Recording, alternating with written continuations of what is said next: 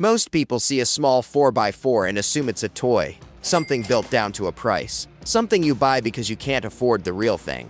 Japan looked at that assumption and spent 50 years proving it wrong, on purpose. These weren't cheap compromises wearing a rugged badge.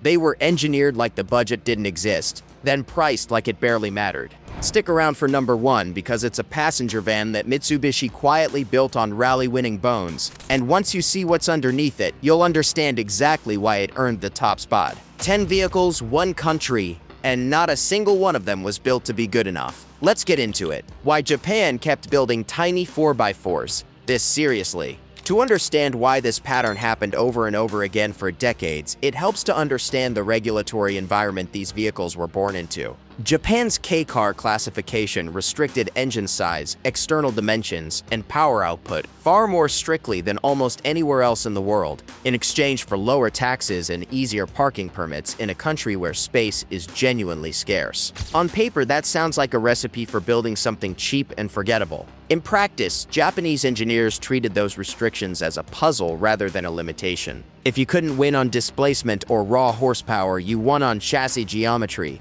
weight distribution, drivetrain cleverness, and sheer mechanical duration instead. That's exactly why so many of the vehicles on this list punch so far above what their tiny spec sheets suggest. The constraints forced a level of engineering creativity that a less restricted market might never have bothered with in the first place. Small was never treated as an excuse. It was treated as a design challenge worth solving properly.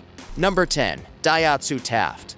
In the early 1970s, Daihatsu made a decision that had no business making financial sense. Build a proper 4x4, real transfer case, real low range, real ladder frame, and sell it for almost nothing. The result was the Taft, and a name wasn't just branding.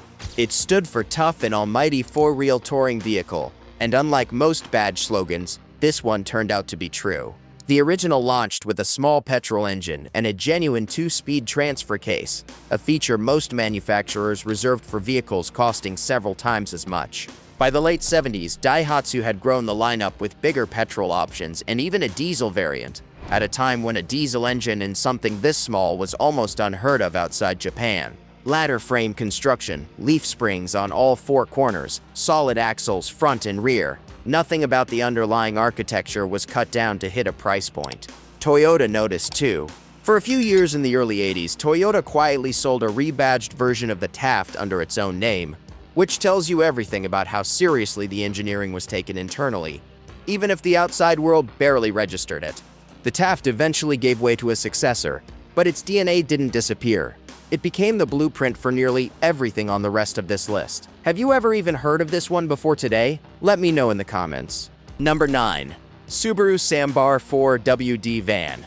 Most people think of the Sambar, if they think of it at all, as a forgettable K-van used for deliveries. What most people don't know is that Subaru gave this thing a rear-mounted engine and a genuinely capable 4-wheel drive system decades before all-terrain van was a phrase anyone used seriously. The rear engine layout wasn't an accident either. Putting the weight directly over the driven wheels gave the Sambar traction characteristics that front-engine competitors simply couldn't match in mud, snow, or loose gravel. The same physics principle that makes a rear engine layout so effective in performance cars just applied here to a box on wheels hauling vegetables to market. Selectable 4-wheel drive, a proper low range on later 4-wheel drive trims, and a chassis that farmers across rural Japan trusted for decades because it simply didn't quit. It never got a glamorous marketing campaign. It never needed one. Word of mouth from people who actually depended on it in the mountains did the job instead. If you've ever seen a tiny van climbing a dirt logging road like it was nothing, there's a decent chance it was one of these. Number 8. Suzuki SJ410 and Samurai. In the late 80s, an American magazine published the rollover test that nearly destroyed this vehicle's reputation overnight. Sales collapsed. The brand took years to recover in that market. There was just one problem. Everyone who had actually driven the thing off-road knew the test didn't reflect reality. The Samurai, sold internationally under a couple of different names, was built on a simple, stubborn philosophy. Keep it light, keep it capable, and let everything else be negotiable. A small 4-cylinder engine, solid axles, leaf springs, and a genuine 2-speed transfer case, all wrapped in a body that weighed barely more than a large motorcycle. The short wheelbase that critics pointed to as a flaw was, to anyone who actually drove it on a trail, the exact thing that made it so capable: better articulation, tighter turning, and the ability to thread through terrain that longer vehicles simply couldn't access. Outside of the markets where that one controversial test did its damage, the Samurai kept selling, kept winning off-road competitions, and kept building a reputation as one of the most modified and most competed small 4x4 platforms ever built. Do you think that old test was fair, or did the press get it completely wrong? Drop your take below. Number 7. Mitsubishi Pajero Mini.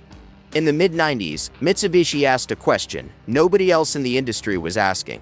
What happens if you take everything learned from winning one of the most brutal off-road rallies on the planet and shrink it down into a vehicle small enough to qualify under Japan's strict K-car regulations? The answer was the Pajero Mini. And Mitsubishi didn't just borrow the name from their full-size rally weapon, they borrowed the philosophy. 2 engine options were offered, including a turbocharged version, both available with genuine 4-wheel drive and a proper low-range transfer case. The suspension geometry, the ground clearance targets, the approach and departure angles, all of it was scaled down from the same engineering thinking that had already proven itself on some of the harshest rally stages in the world. Mitsubishi leaned all the way into the identity too, releasing special editions with names borrowed straight from the full-size rally truck's own marketing language. It wasn't pretending to be something it wasn't. The engineering underneath backed up every bit of the branding on top. This little thing stayed in production for close to 2 decades, a remarkably long run for something built to fit inside Japan's smallest vehicle category. Would you have picked the turbocharged 4-wheel drive version, or the simpler naturally aspirated one? Number 6. Daihatsu Rocky Thorosa. By the late 1980s, Daihatsu wanted something that could compete internationally in the growing compact off-roader category, and the result was a genuinely serious little 4x4, sold under a couple of different names depending on the market. Solid axles, a proper transfer case, and a chassis built to actually go off-road rather than just look like it could. What made it stand apart from some of its rivals was how seriously Daihatsu treated the drivetrain. This wasn't a shift-on-the-fly gimmick bolted onto a soft crossover platform.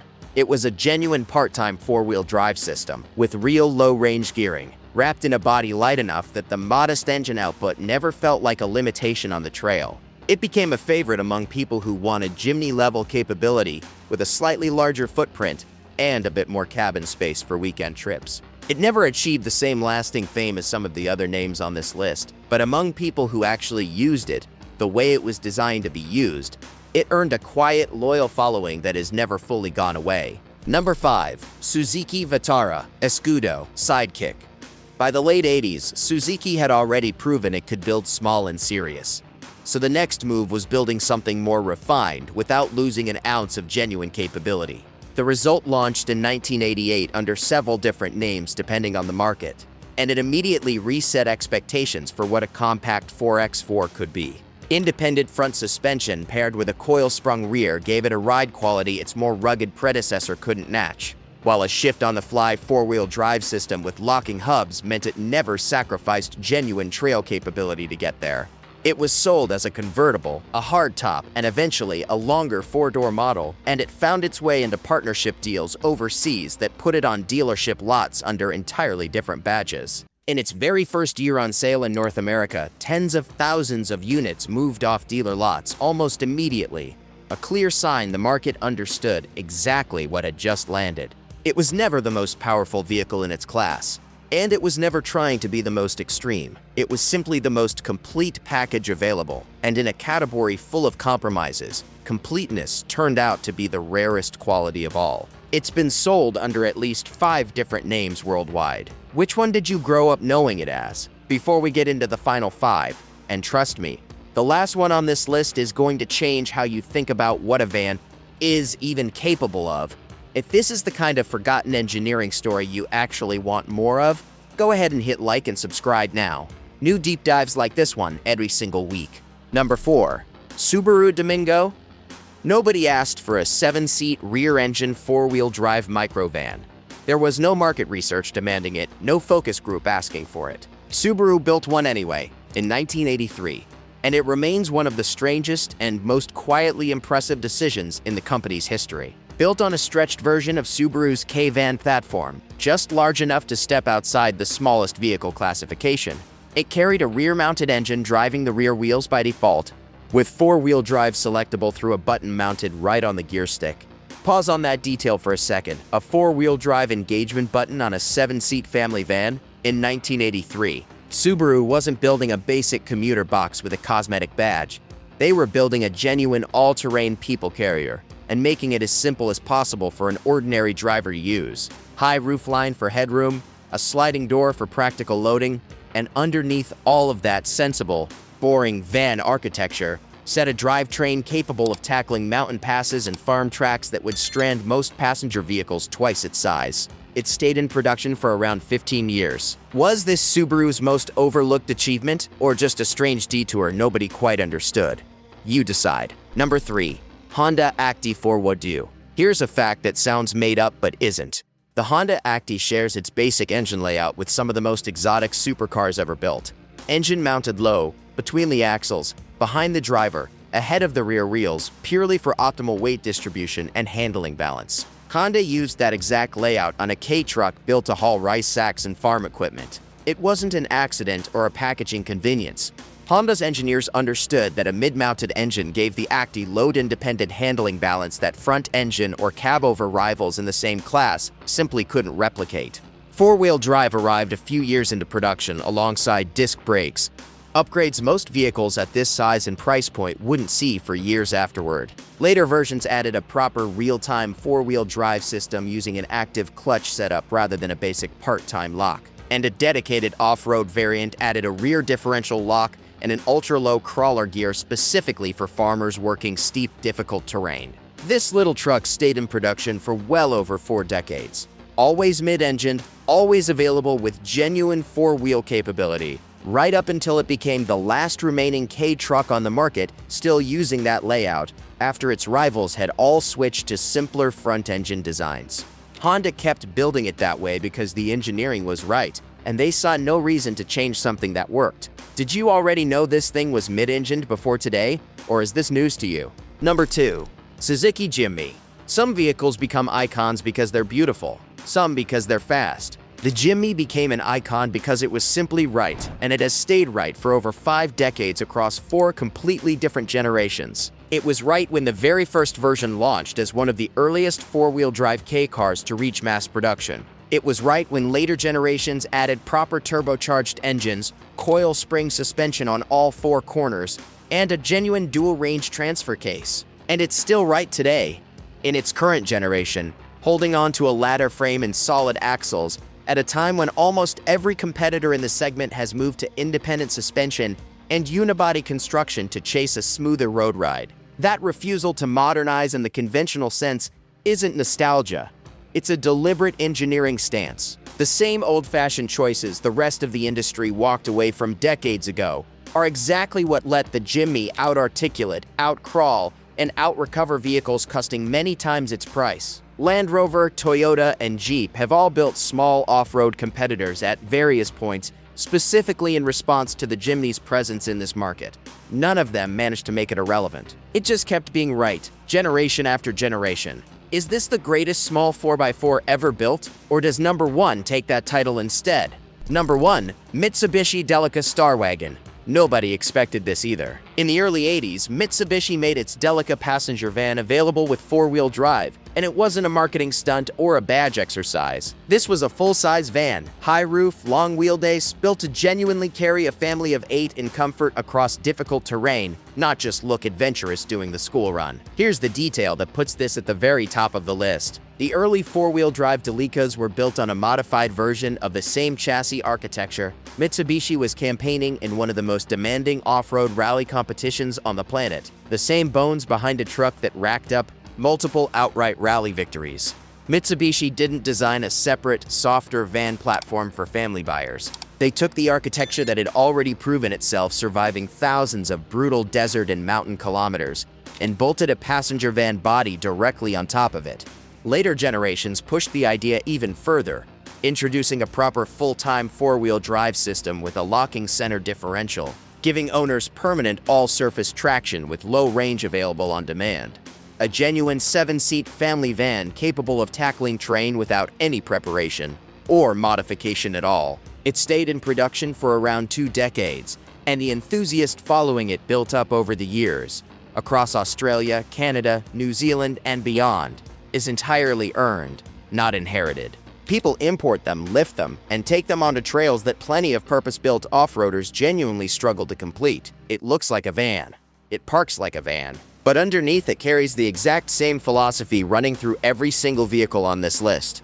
Small was never an excuse to build something weak, and affordable was never an excuse to build it basic. Most overbuilt decision in automotive history, or the most brilliant? Which side are you on? What all 10 of these machines actually have in common? Step back from the individual stories for a second, and a clear pattern emerges. None of these vehicles were flagship products. None of them got the marketing budget or the showroom spotlight that a manufacturer's flagship sports car or luxury sedan received. They were, on paper, the least glamorous vehicles in each company's entire lineup.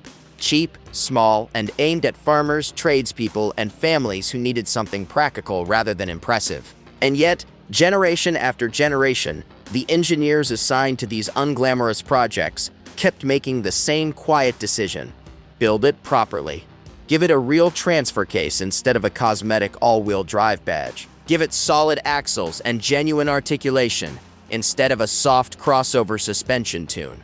Give it a drivetrain that could survive a farm, a mountain pass, or a rally stage, even though 9 out of 10 buyers would only ever use it to drive to the shops and back. That decision, repeated across companies in decades, is the real thread connecting every single vehicle on this list. It wasn't a marketing strategy. It was simply a standard nobody wanted to be the one to lower. 10 vehicles, 1 country, and not a single genuine compromise among them. Japan never treated small as a reason to build something halfway. If anything, the smaller the vehicle, the more determined the engineering behind it seemed to get. Which one of these would you actually want parked in your own driveway?